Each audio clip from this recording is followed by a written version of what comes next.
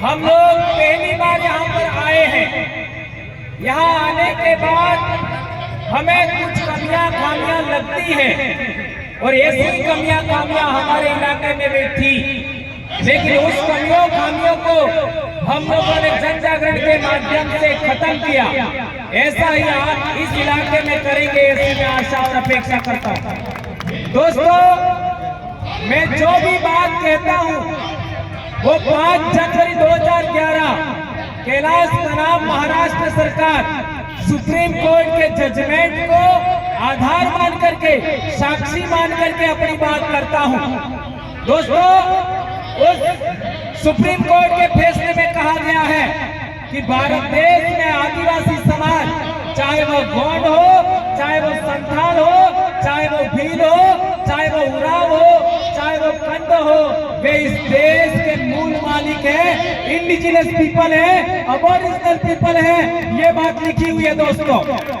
लेकिन इसके बावजूद भी जो आदिवासी समाज है वो सबसे ज्यादा गरीबी में जीवन जी रहा है, सबसे ज्यादा बीमार है, सबसे ज्यादा रोजगार उसके पास नहीं है, यानी रोजगार विहीन है, और सबसे ज्यादा जमीन से भी विहीन है। ये बात सुप्रीम कोर्ट ने कही तो हमने इसका अध्ययन किया और लगातार 2015 से हमने हमारे इलाके में जन जागरण किया और उसके माध्यम से हमने लोगों को बताया कि ऐसा कौन सा कारण है कि हमारे लोग एक जाजम पर नहीं आते हैं। आज आपने पहली बार देखा होगा जबलपुर की धरती पर कि यहाँ पर मंच पर कोई बैठा हुआ नहीं है। पहली बार देखा होगा हम जहां पर भी कार्यक्रम करते हैं 2015 से हम मंच पर, हमारे पूर्वज होते हैं, हम मंच पर कभी नहीं बैठते, चाहे वो कितने भी बड़े लोग हों, वो जाजम पर बैठते हैं। ये बात आपको स्वीकार करनी होगी, ये कहना चाहता हूं दोस्तों।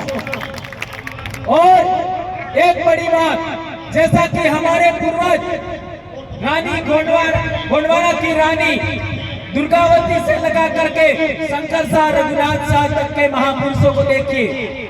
इसके बाद में गौंड आदिवासियों के महान पूर्वज आपका बाबूराव शेरवा के देख लो, और हमारे छत्तीसगढ़ के दुर्वेद जी को देख लो, और आपका और भी बहुत सारे महापुरुष इस इलाके में हुए। उन सबके आंदोलन को यदि हम आगे बढ़ाना चाहते हैं, जिंदा रखना चाहते हैं और पुनर्जीवित करना चाहते हैं, तो एक बात सबको याद रखनी होगी, मंच सदा के लिए खत्म करना होगा और जाजम स्थापित करनी होगी। यह बात हम कहना चाहते हैं दोस्तों। आज आप लोग देखते होंगे जो लोग मंच पर बैठते हैं और अपने आप को बड़ा सुरमा मानते हैं, बड़ा नेता मानते हैं, यही लोग दूसरे समाज के आगे पूंछ हिलाते हैं। ये बात ध्यान रखनी होगी दोस्तों। और समाज की जमीन बेचते हैं, समाज के अधिकारों को बेचते हैं, समाज के जल जंगल जमीन को बेचते हैं। आज गोंडवाना की धरती पर हसदेव का जंगल बेचा जा रहा है।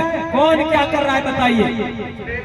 सबसे ज्यादा ट्विटर पर आवाज उठाई होगी तो हमारे इलाके के लोगों ने आवाज उठाई होगी।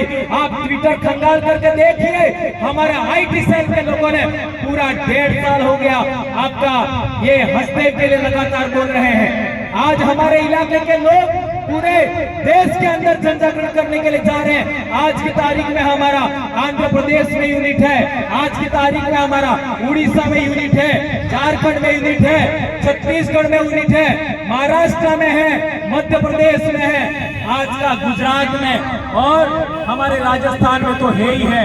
इतने कम समय में हम लोग पूरे देश में कैसे गए, इस बात का आप लोग मंथन करिए। और हम कहना चाहते हैं कि आपका कोई भी पार्टी हो, कोई भी धर्म हो, कोई भी संगठन हो, उससे कोई लेना देना नहीं है। हम लोगों को समाज की जाजम पर आना होगा और समाज की जाजम को मजबूत करना होगा।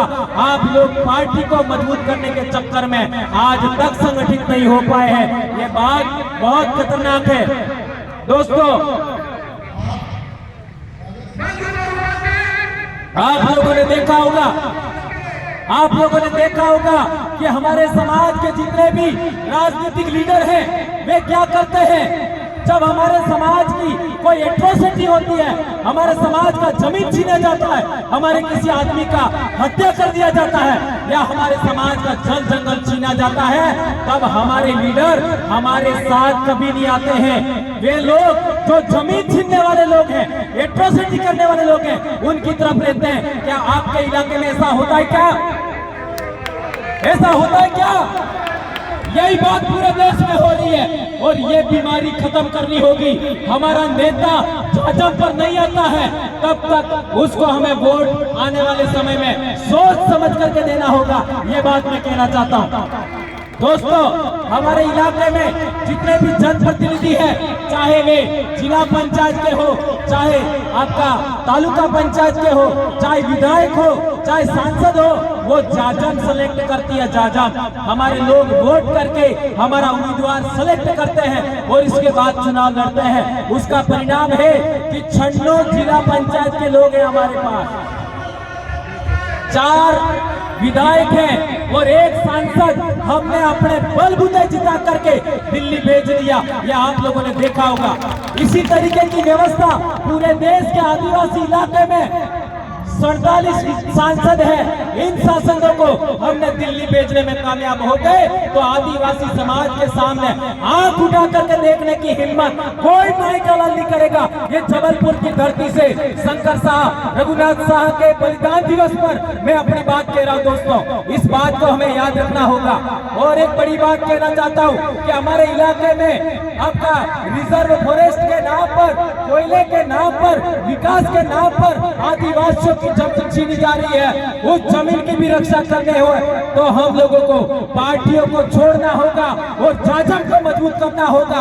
जाजम पर जो आदमी सेलेक्ट होता है उसको हमें सेलेक्ट करके आगे भेजना होगा। ये बात मैं कहना चाहता हूँ। दोस्तों, हमारे इलाके में जो जनप्रतिनिधि हैं, वे यदि समाज की बात विधानसभा में और लोकसभा में नहीं उठाते हैं तो आगे से उनका पत्ता साफ हो जाता है।